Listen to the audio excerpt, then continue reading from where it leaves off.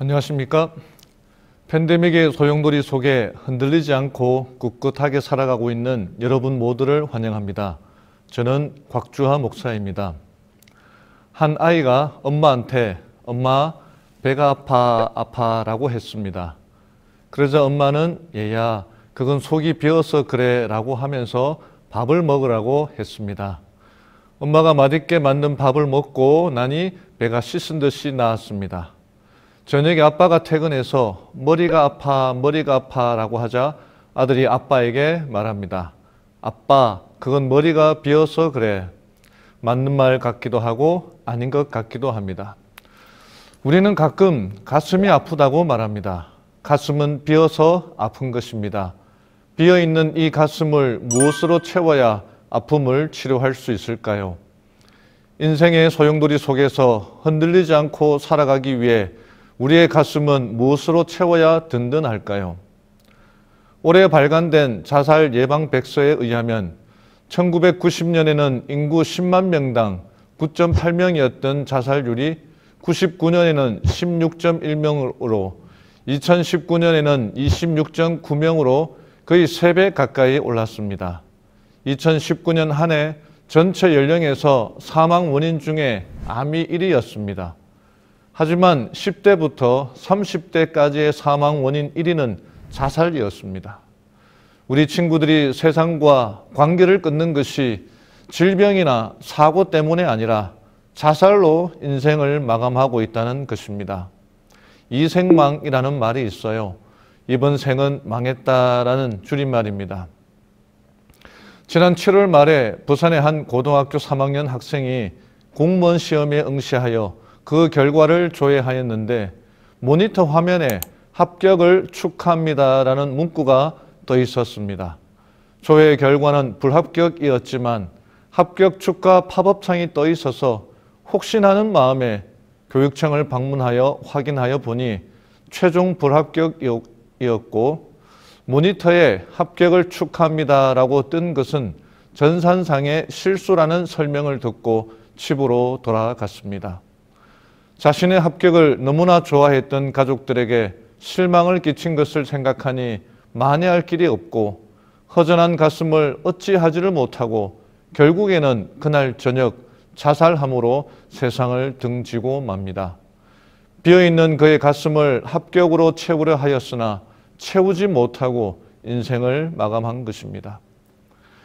이와 비슷하지만 결과는 전혀 다른 자살 이야기, 자살 소동이 나옵니다.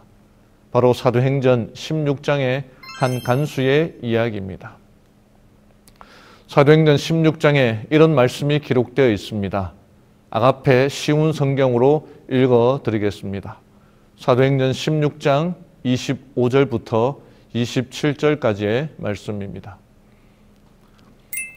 한밤중에 바울과 실라는 하나님께 기도를 하며 찬송을 불렀습니다.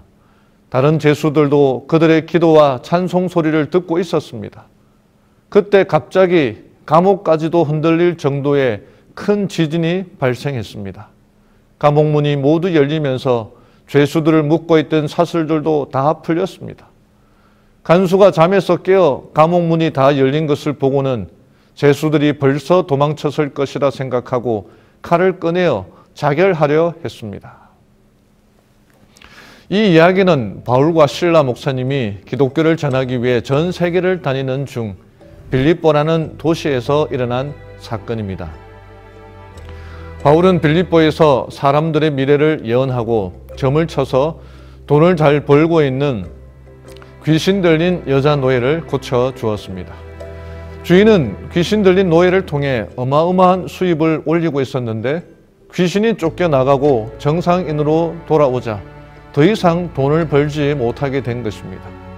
황금알을 낳는 오리와 같이 엄청난 수익을 가져다 주었던 그 사업이 바울 때문에 하루아침에 폭삭 망하게 된 것입니다. 주인은 화가 나서 거짓 죄목으로 경찰에 고발하였고 감방의 간수는 앞뒤 가리지 않고 매타작부터 시작하였습니다. 비명 소리가 들리지 않을 때까지 때리고 또 때리고 나중에는 꼼짝도 못하게 손과 발을 묶어 깜깜한 지하 감방에 쳐넣었습니다. 그런데 심한 매질로 고통 중에 있던 바울과 실라는 시간이 지나 정신이 돌아오자 하나님께 영광 돌리며 찬미를 부르며 감사함으로 기도하며 예배를 드렸습니다. 이때가 한밤중이었습니다. 감옥에 갇혀 있던 대부분의 죄수들이 깨어 바울과 실라가 부르는 찬미와 감사의 이야기를 듣고 있었습니다. 그때 갑자기 지진이 일어나 감옥의 문이 다 열리고 죄수들마다 묶어 놓았던 수갑들이 다 벗겨집니다. 이를 한 간수가 죄수들이 다 도망간 줄 알고 자살을 하려고 시도하였습니다. 28절 말씀입니다. 그러자 바울이 큰 소리로 소리쳤습니다. 당신 몸을 해하지 마시오. 우리는 다 여기 있습니다. 자살하려는 간수를 보고 바울은 소리쳐서 죽지 못하게 막습니다. 이 말씀에서 두 사람의 외치는 소리를 들을 수 있습니다. 첫 번째는 바울의 목소리로 죽지 마. 아직 죽을 때가 아니야 라는 외침입니다. 바울은 자살하려는 간수를 향해 크게 소리질러 죽지 말라고 권합니다. 이 목소리는 오늘도 팬데믹이라는 혼란과 소용돌이 속에 빠져들어 헤어나오지 못하고 있는 우리를 향한 하나님의 목소리입니다. 죽지 마, 포기하지 마, 아직도 늦지 않았다는 외침입니다. 살아야 돼, 반드시 살아나야 해라는 하나님의 목소리입니다. 바울의 목소리는 우리에게 구원의 본질이 무엇인지를 가르쳐 줍니다. 간수는 자기의 관할로 들어온 죄수를 어떤 변명이나 이야기도 들어보지 않고 매타작부터 하였습니다. 그것도 부족해서 꼼짝도 못하게 수갑을 채워 깜깜한 지하 감방에 바울을 쳐넣었습니다. 자신을 그렇게 악독하게 대했던 간수가 감방 문이 열려 죄수들이 다 도망갔다고 생각하고 모든 것을 포기하고 죽으려고 할 때 바울은 오히려 우리가 도망가지 않았으니 죽지 마라고 소리친 것입니다. 간수가 바울에게 융숭한 대접을 받고 은혜를 베풀었기 때문에 바울이 죽지 말라고 소리친 것이 아닙니다. 간수의 못된 행위와 아무런 관계없이 오직 예수의 사랑과 은혜를 경험한 바울이 그분의 심정으로 죽지 마, 우리가 다 여기 있습니다 라고 말한 것입니다. 올해 4월 인도의 한 기차역에서 한 어린아이가 엄마 손을 잡고 플랫폼을 걸어가다가 발을 헛디뎌 1m 아래의 선로로 떨어지는 일이 있었습니다. 아이는 안간힘을 썼지만 턱이 너무 높아 플랫폼 위로 올라가질 못했고 엄마는 시각장애인이라 어찌할 바를 모르고 있었습니다. 그때 한 영무원이 무서운 속도로 달려와 순식간에 아이를 안아 플랫폼 위로 올려놓고 자신도 재빨리 빠져나왔습니다. 두 사람이 가까스로 선로를 빠져나온 뒤 불과 1, 2초 만에 열차가 지나갔습니다. 저는 이 영무원이 뛰어가는 모습이 마치 바울이 간수를 향하여 죽지 마 하고 외치는 모습처럼 보였습니다. 자기의 목을 찔러 자살하려는 그 간수가 자신에게 얼마나 악독하게 대했는지, 그 사람이 자기를 때릴 때 자신을 얼마나 멸시하며 감정을 섞어 때렸는지 그건 전혀 생각하지 않고 그냥 죽지 마 하고 외치는 바울의 모습이 바로 우리를 향한 하나님의 목소리입니다. 이것이 구원의 본질입니다. 아무 조건 없이 구해주는 것, 이것이 하나님의 은혜입니다. 팬데믹이 오기 전에도 우리 청년들의 삶은 팍팍했습니다. 하지만 팬데믹은 그래도 잔잔하다고 생각한 우리의 삶을 더 소용돌이치게 만들었습니다. 대학에 들어간 지 2년이 지나가는데 같은 학과 친구들의 얼굴도 모르고 이름도 모릅니다. 동아리 활동도 하고 친구들과 여행도 가고 운동도 해야 하는데 선배들과 후배들을 만나며 인맥도 쌓아야 하는데 이 소용돌이 속에서 집에만 기숙사에만 갇혀 있을 뿐입니다. 진짜 말 그대로 이생망입니다. 이번 생은 망했습니다. 그것도 폭망입니다. 그러나 이생망이라고 자조하고 있는 우리들을 향해 하나님은 지금도 소리치고 계십니다. 죽지 마. 살아야 돼. 살아나야 해. 팬데믹이 오기 전에도 취업하기가 힘들었는데 난리도 이런 난리가 없습니다. 취업하기 위해 얼마나 많은 스펙을 쌓아야 하는지, 얼마나 많은 자소서를 쓰기 위해 스토리를 만들어야 하는지, 이런 우리들을 향해 하나님은 소리치십니다. 죽지 마. 핏덩이라도 살아야 해요. 없는 자금에 돈을 좀 벌려고 비트코인에 투자하고 주식에 투자했는데 마이더스의 손이 아닌 마이너스의 손이라 투자는 곳마다 다 망해버립니다. 겨우겨우 입사하여 다니는 직장의 선배는 조그마한 흠을 잡고 날마다 죽어라 하며 갈구고 있습니다. 이런 우리들을 향해 하나님은 말씀하십니다. 죽지 마. 살아야 해. 살아나야 해. 29절, 30절의 말씀을 읽겠습니다. 간수가 등불을 달라고 해서 안으로 뛰어들어가 두려워 떨면서 바울과 실라 앞에 엎드렸습니다.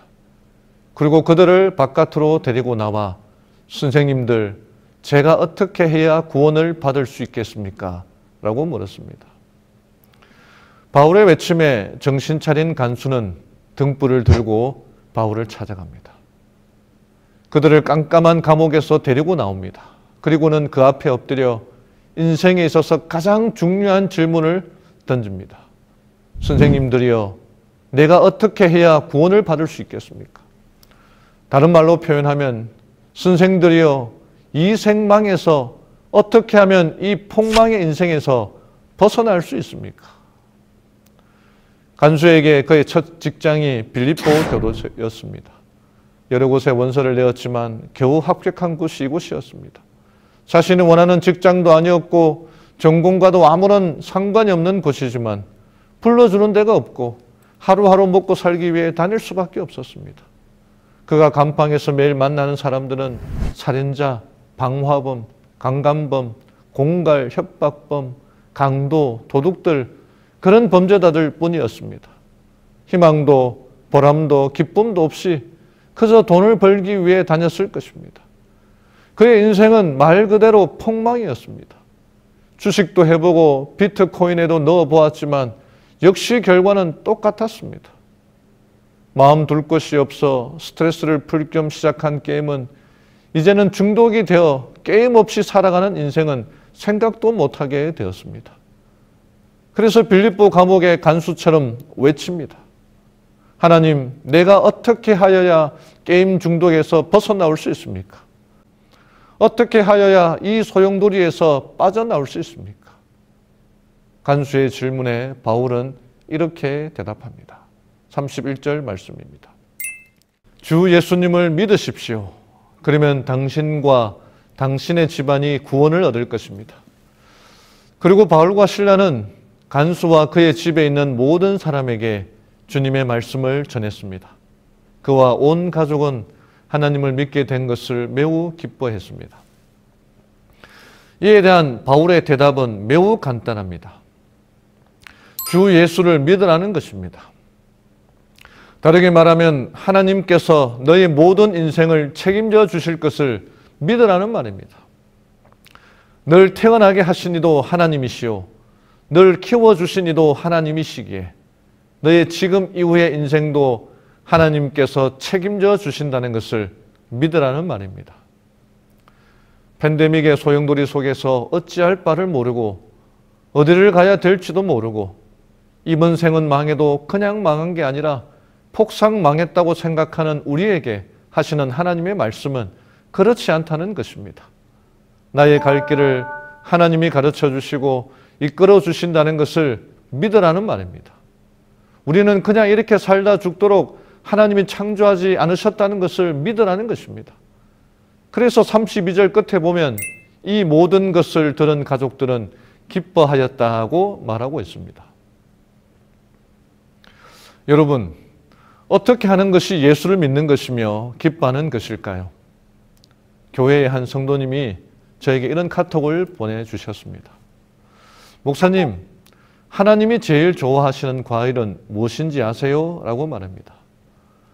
여러분, 하나님이 제일 좋아하시는 과일은 무엇일까요? 사과, 포도, 복숭아, 자두, 살구, 딸기, 토마토, 배, 귤, 수박, 무엇일까요? 하나님이 제일 좋아하시는 과일은 바로 감입니다. 감이 하나님께서 제일 좋아하시는 과일이랍니다. 왜 그럴까요? 감이 오십니까? 그것은 성경에 나오는 수많은 성경 인물들이 이렇게 말했다는 것입니다. 하나님께 감사드리세. 특히 시편에 이런 표현이 많이 나옵니다. 하나님이 감을 제일 좋아하시기 때문에 성경 인물들은 틈만 나면 하나님께 감사드리세 라고 했다는 것입니다. 저는 이 카톡에 깊은 감동을 받았습니다. 하나님이 제일 좋아하시는 과일은 감입니다. 우리는 우리의 전 재산, 전 인생을 다 팔아서라도 하나님께 감사드려야 합니다. 감사는 신앙의 최고봉이며 최종 목적지입니다. 코로나 때문에 학교를 제대로 못 다녀도, 번듯한 직장을 구하지 못해도, 직장 생활하기 어렵고 직장 선배가 나를 죽어라 괴롭혀도, 그 어떤 억울한 일을 당해도, 그 어떤 슬픈 일이 있더라도 하나님께 감사드려야 합니다. 바울은 억울하게 붙잡혔고 이유 없이 매타작을 당하고 깜깜한 감방에 들어갔지만 오히려 한밤중에 일어나 하나님께 감사드렸습니다.